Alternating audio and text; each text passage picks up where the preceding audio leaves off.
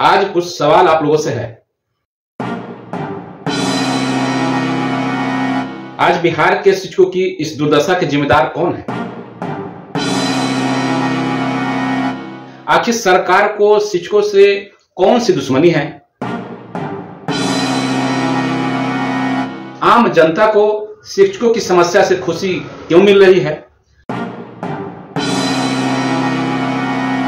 आज शिक्षकों की जो दशा हो रही है उससे शिक्षक समाज क्या पूरा राज्य हतप्रभ है, ऐसा क्यों?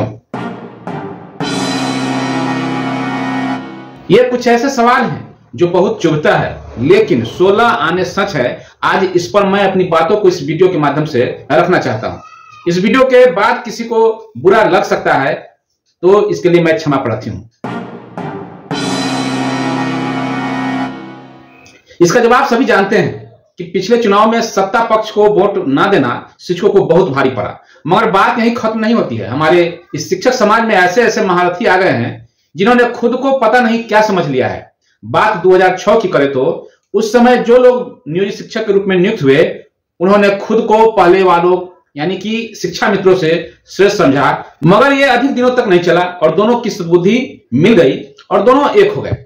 उस समय उनके जो नेता थे वे भी एक थे। जब 2013 में टीईटी से शिक्षक नियुक्त हुए तो उसमें और नियोजित शिक्षकों में भी गहरी खाई देखने को मिली। उन लोगों ने भी इसका संगठन बनाया जो कि गलत नहीं था। अगर किसी को लगे कि कोई संगठन उनकी समस्याओं का समाधान नहीं कर पा रहा है तो बिल्कुल बनाया जा सकता है। उनके संगठन ने भी कुछ कार्य अच्छे किए, लेकिन 2015 में फिर तनातनी हुई। शिक्षकों का बुरा दिन तब शुरू हुआ जब एक आम सा कोई भी आदमी, शायद जिससे घर में भी कोई मशविरा नहीं लिया जाता हो, उसने संगठन के खिलाफ लिखना शुरू कर दिया। सोशल मीडिया में सबसे बड़ी कमी यही है कि इस पर जो कुछ पोस्ट किया जाता है उसके पोस्ट करने वाले का स्तर पता नहीं चलता है। ऐसे में कभी कभी किसी ज्ञानी व्यक्ति की बात दब जाती है और कभी कभी हल्ला करने वाले की बात चर्चा का विषय बन जाती है। कोई कभी नहीं सोचता था कि हमें जो सुझाव दे रहा है इसकी सामाजिक हैसियत क्या है। क्या वह प्रतिष्ठित संगठन का प्रतिष्ठित नेतृत्व करता है अथवा सदस्य है, पता नहीं। बस सबको वायरल मैसेज दिखाई देता है, चाहे वह गलत ही क्यों ना हो, और उसी पर लोग कमेंट करके आपसी लड़ाई शुरू कर देते हैं। यही वजह रही कि अगर किसी संगठन की ओर से कुछ तथ्यपरक या जरूरी बातें कही गई तो उनके विरोध में ऐसे ऐसे लोगों ने अजीब अजीब टिप्पणियां करनी शुरू कर दी जिनको कोई जानता तक नहीं था। उनका संगठन से कोई लेना देना नहीं होता था, बस उनका एक ही मकसद होता था, शिक्षकों में आपसी भेदभाव बढ़ाना। मतलब यह है कि हर शिक्षक खुद को संगठन से ऊपर समझने लगा। इससे हमारे नेताओं का हौसला टूटा और आज जो कुछ हम खो चुके हैं और खो रहे हैं वो दोबारा कभी प्राप्त नहीं कर सकते हैं। सरकार को भी मौका मिला और आज देख रहे हैं कि शिक्षकों की क्या हालत है। आज शिक्षकों को तितर बितर करने का प्रयास किया जा रहा है, उनको घर से बेघर करने का प्रयास किया जा रहा है। जिस दिन शिक्षक अपने संगठन पर विश्वास करने लगेंगे तब शायद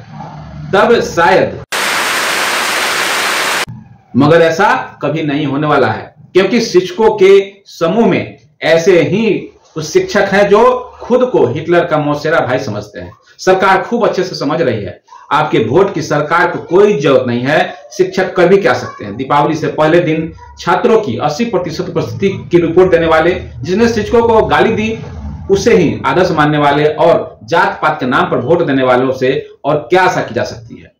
जाते जाते बस यही कहूंगा कि हमने अपने हाथों संगठन का गला घोंट दिया है। संगठन कार्यकर्ताओं को हमने ऐसे स्थिति में लाकर खड़ा किया है कि अब वो हमारे बारे में कुछ नहीं बोलते हैं। बोलना छोड़िए, सोचते तक नहीं है। आखिर क्यों सोचे, उनकी भी तो कोई नहीं सुनता है। आखिर क्यों हमने उन्हें अपना नेता नहीं बल्कि अपना चमचा समझा। तो भोगिए, हमें सरकार से लड़ने से पहले उन लोगों से लड़ना होगा जो हमारे बीच में महानता का ताज पहने बैठा है। जाहिर है ऐसा होगा ही नहीं, तो फिर चुप रहिए, क्योंकि कहानी तो अभी शुरू हुई है। 10 अनुमंडल में जब कमंडल लेकर के घूमना पड़ेगा तो शिक्षक के दिमाग का ठिकाना लग जाएगा। आगे आगे देखिए होता है क्या। वीडियो यहीं पर हम छोड़ के जाते हैं। आप लोग सोचिए, विचारिए। धन्यवाद। जय हिंद, जय भारत, जय शिक्षक।